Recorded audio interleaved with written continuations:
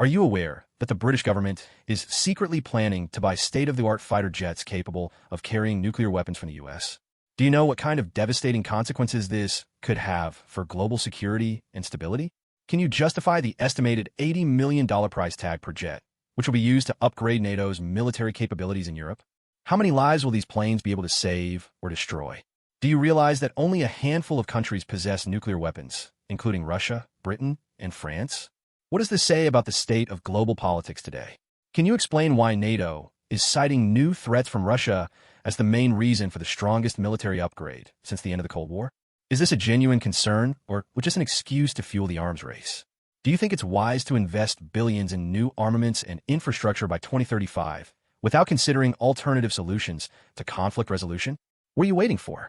Demand real solutions from your leaders now. Will they listen before it's too late? The clock is ticking,